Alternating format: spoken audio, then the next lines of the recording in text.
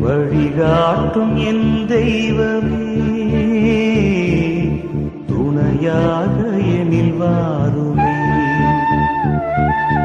வழிகாட்டும் என் தெய்வமே,